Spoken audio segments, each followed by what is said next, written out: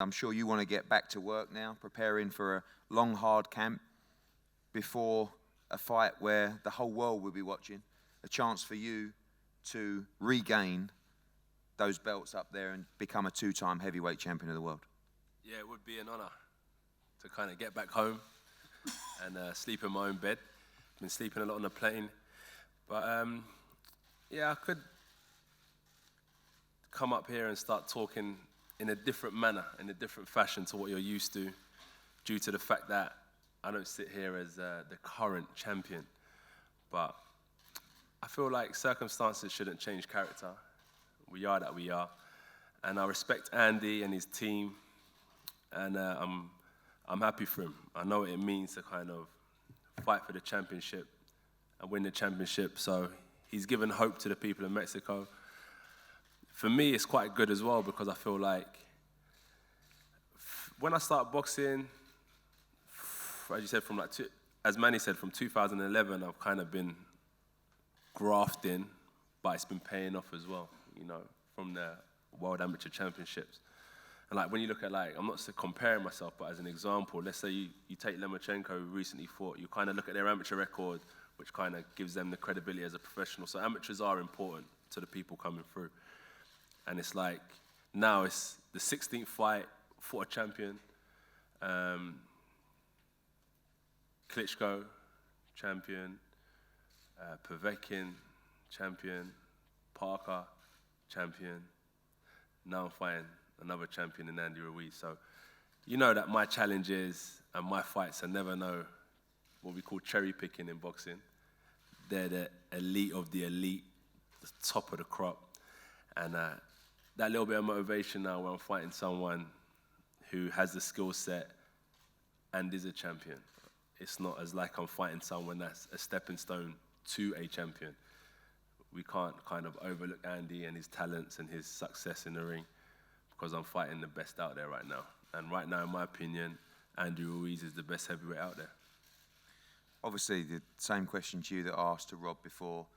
You've been tired over the years, I've seen it, of answering questions about the next fight.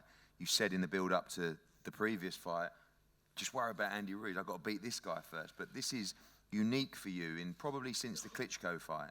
This is the first time that people aren't talking about the fight after that. Is that refreshing to be sitting here? I know you want those belts, but you're sitting here without those belts, knowing your focus for these next 13 weeks is just on beating one man on December 7th. Yeah, like, it's not an excuse. It's not an excuse to be mentioned alongside other fighters and for people to want you to fight the best in the division. So I'm not going to be like, man, I hated it. It's the reason why I got the loss. Andy landed a good shot that I couldn't recover from, and he managed to secure the win. But it is good. For any fighter out there, it's important that we always say, don't overlook your opponent. Always focus on what's in front of you. Everyone knows how important it was for us to kind of overlook fighters, because we wanted the fight with the WBC champion. But now I'm fighting for WBA, WBO, IBF, and IBO championships, and they're right in front of me. I don't have to overlook the man sitting on the right of me to get to that. I am walking straight to it. And as the days are ticking away, it'll come closer and closer and closer to the point where I'm in the Kingdom of Saudi Arabia, walking to that ring, probably jogging to that ring this time, cracking my neck, clenching my fists, and when that bell goes, we're going to get down and dirty and handle business, and I can't wait to trade some leather. And I think everyone's in for a good time. It's quite good for the UK TV. I think it's on at 9 o'clock here as well, 9 p.m. So you ain't got to stay up too late. And for the people traveling, from what I saw when I went out there, it was phenomenal. Hospitality's in the culture. They took good care of me. They tried to overfeed me. I had to hold back and remember I got a fight coming up. The food was delicious. I remember the prawns. Whew. I'm telling you, you guys are going to have a good time. Good food, good weather, and an iconic fight. Clash on the Dunes, December 7th.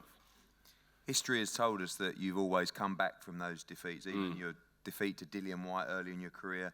And when you lost for the European Championship, you then went and got silver in the World Championship, lost in the final. Then you came back and won gold in the Olympics as well. This time, first time as a professional. Is it that stubbornness within you, that competitive instinct that could get you over the line in this fight? It's born within me, my people, my friends, the people I decide to kind of stay around. We've all got that kind of stubbornness and that grit. You know, parents struggling and stuff like that. Everyone's been, you know, I don't know about you, but everyone's kind of everyone's Oh, mate, you don't want to see where I come from. It's rough. Nah. It's an outside joke, not an inside joke. But listen, when you want to get somewhere, listen, this man to the right of me has put on some of the biggest shows. And I don't know where he gets that type of motivation from, but if I could take an ounce of that and use it in this fight, I'll get these titles back, because work ethic can't be denied. Do you know what I mean? And that stubbornness and that grit, I don't know what it is or why you have it or the people on this table out there have it, but it's what gets you places in life. Because we can read books and be taught certain things, but there's something deep within you, in your mind, your heart, your will. When you go to the well and they say it's all in the bank, put it all in the bank. Whoever's depositing more checks in that, you know, ATM machine to go and withdraw when you need it, when they say it's all in the bank, will come out on top. And I think the years of hard work will pay off, and I hope it pays off December 7th. Final question. You know, some people say, is his motivation still there? He's made his money.